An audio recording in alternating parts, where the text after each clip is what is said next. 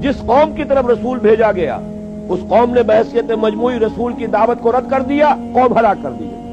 صرف رسول بچا لیے گئے اور ان کے ساتھی اہل ایمان بچا لیے گئے۔ اب ظاہر بات ہے کہ اب تو کوئی رسول آئیں گے نہیں، لہذا اس نوع کا عذاب کسی کافر قوم پر نہیں آئے گا قیامت تک، اس لیے کہ کافروں پر عذاب کے لیے یہی قاعدہ ہے۔ اب جو عذاب آئے گا ان پر جو عذاب ہے وہ آخرت کا عذاب ہے، اصل عذاب تو آخرت کا ہی ہے نا، اصل زندگی آخرت کی ابدی زندگی ہے۔ یہاں تو کیا ہے، قوم نوح ڈوب گئی، ختم ہو گئی، 2-4 ڈبکیاں دی ہوں گی، ہر آدمی نے جان نکل گئی، عذاب کیا آیا؟ اصل عذاب تو وہاں ہے جو آخرت کا ہوگا۔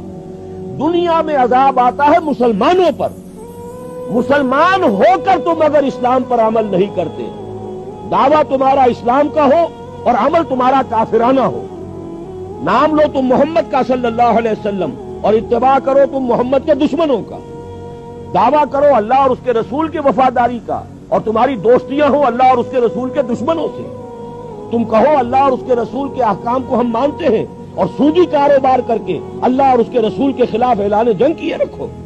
اصل عذاب دنیا میں مسلمانوں پر آتا ہے، جیسے کہ پہلے یہودیوں پر آیا، اس لیے کہ ہم سے پہلے کی مسلمان امت وہی تھی، جب تک حضور صلی اللہ علیہ وسلم کی بعثت نہیں ہوئی وہی امت تھی، موسیٰ کے ماننے والے، تورات کے ماننے والے یہودی، یہ امت مسلمہ تھی، لیکن ان پر کیسے کیسے عذاب آئے، نبوکدنضر کے ہاتھوں برباد کرایا گیا، کبھی پھر یونانیوں کے ہاتھوں تباہی آئی، کبھی رومیوں کے ہاتھوں تباہی آئی۔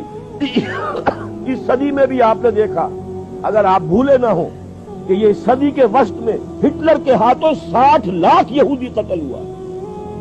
یہ کون ہے؟ اللہ کو بھی مانتے ہیں، حضرت موسیٰ کو بھی مانتے ہیں، تورات کو بھی مانتے ہیں، وہ تو مدعی ہے اللہ اور اس کے رسول کے ماننے والے، لیکن یہ کہ ان پر جو عذاب آئے وہ آپ کے سامنے ہے۔ اسی طرح کا عذاب ہم پر آ رہا ہے کہ تم نام لیتے ہو ہمارا اور عمل تمہارے خلاف ہے۔ لما تقولون ما لا تفعلون کبر مقتا عند اللہ ان تقولوا ما لا تفعلون، کیوں کہتے ہو جو کرتے نہیں ہو؟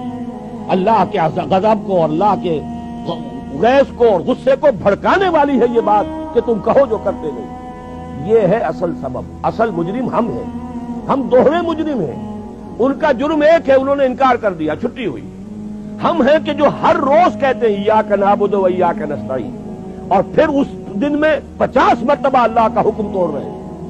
پوری زندگی ہماری گزر رہی ہے، 5 وقتہ نمازی زیادہ بڑا مجرم ہے اس وقت، اس لیے کہ وہ 23-24 مرتبہ 25 مرتبہ 27 مرتبہ دہراتا ہے ایاک نعبد و ایاک نستعین، اور پھر باہر نکل کر جو کام کرتا ہے وہ اس کے خلاف ہے۔ یہ ہے اصل میں سبب، اور یہ جان لیجئے جو عذاب ہم پر آ رہا ہے اللہ کا وہ اس وجہ سے آ رہا ہے۔ ہمارا کام تو یہ تھا کہ ہم دین کے علم بردار ہیں، دین کا ایک نظام دنیا کے سامنے پیش کریں۔ ابھی بڑا اچھا لفظ استعمال کیا ہے توکل صاحب نے، ماڈل دو نا، ایک انفرادی ماڈل ہوتا ہے۔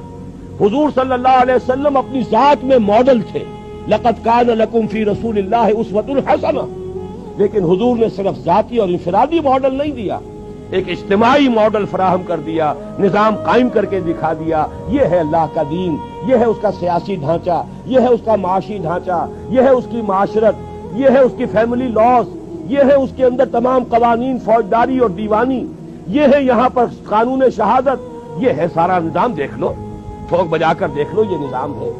جب تک وہ ماڈل مسلمان قائم نہیں کریں گے یہی عذاب کے کوڑے برستے رہیں گے، سخت سے سخت تر عذاب آئے گا۔